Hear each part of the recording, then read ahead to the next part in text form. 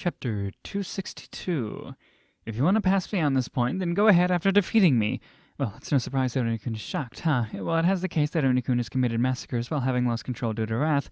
That was only because he was being dominated by wrath. It's not something he did of his own volition. However, in my case, though, I did it of my own free will. I snapped and then did it. However, I have neither regrets nor remorse. Besides, considering what I'm going to do in the future, what I've done until now is like a picnic in comparison. Perhaps not knowing what to say, Onikun's mouth repeatedly opens and closes. Vampire Girl seems to be uncomfortable due to her own words having caused a difficult atmosphere. I guess now's the time that I should declare my own thoughts a bit. Whatever path either of them will take in the future, that is for them to decide. It's not my business. However, that's only so long as they don't interfere with my own path. I will commit massacres in the future as well. I'll establish this first. While it might not be something that I will do by my own hands, I'm still one of the masterminds behind the large-scale war that will occur between the demons and the humans. It's certain that the number of people killed in action will be a completely different level than compared to when I went wild during the war between the country of Soreria and the Divine Word religion. In addition, at that time, I will probably kill the current hero myself. Hey, there you go.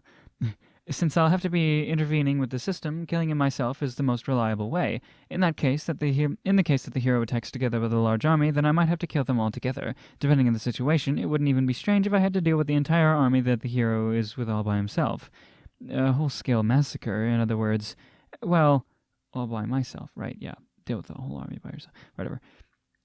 Well, either way, whether it's directly or indirectly, it doesn't change the fact that I will be causing massacres. It's up to you to decide what to do about that, what to think about that. But if you do get in my way, then I will show no mercy. So long as you don't get in my way, then I don't mind how you live your lives. With my eyes half open, I declare that to Vampire Girl and Onikun. Just by looking at someone with my eyes, I cause terror. I think it's likely that the only ones in the world who can withstand this are the Demon King and Kuro. To know this terror and still challenge me, I think that's true determination. In such a case, I would surely seriously crush them out of genuine respect. I will show no mercy to my opponents. Even if they don't have the power to thwart me, I will still not hold back in the slightest. I'm aware that it is possible for a weak existence to continue to survive despite facing much stronger opponents, and to eventually climb up the peak of overwhelming strength, since that is none other than my own situation. Therefore, I won't be careless even if they're weak. In their own way, the weak can still defeat the strong. That is exactly why, so that an upset will never occur, I will dispassionately advance my preparations. Regardless of whether they're strong or weak, there can be no other way. For the sake of satisfying the conditions of my victory, because I'm a spider after all, so that the battle will be decided the moment that my prey is wrapped in my threads, I prepare traps in advance. I'm currently at the point of building my web for that. Far and wide, my threads are spreading throughout the world, in order to arrange a stage that is convenient for me. I will not ask you to give me your answers immediately, but please consider your plans for the future. I wonder what choices Vampire Girl and Onikun will make. Depending on that, it might be necessary to adjust my scenario, in order to keep the stage in perfect conditions, even if just a little, so that no obstacles to my plan will arise. I shall remove any worrying elements at an early stage. For Vampire Girl, I'll doubt she'll become hostile with her current attitude. However, I don't know about Onikun.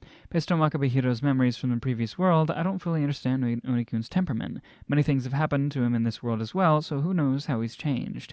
I've given them my warning. I guess I'll have to wait and see for a bit before deciding what to do next. I'm worn out from talking. Or maybe I should say, haven't I been talking a bit too much lately? If I continue to talk so much, then my throat will become worn out. My throat isn't meant for speaking more than 10 words a single day. Maybe I should go to Japan for a bit and buy throat lozenges. For the time being, I need something to drink to wet my throat. I do happen to have that large coffee can from Dee's house. Come to think of it, I never drank coffee before. I wonder about using coffee just to wet my throat. But, whatever. I take the coffee can out of the storage dimension. I open the pull tab and take a sip. This is black coffee indeed. Dee was a black coffee drinker. Yeah. Hey, that's canned coffee? Whoops. I shouldn't have drunk this in front of Vampire Girl and Onikun. There's no mistaking it. I've spoken so much that my normal judgment is impaired. Now then, how am I going to gloss over this? What's the matter? Hey,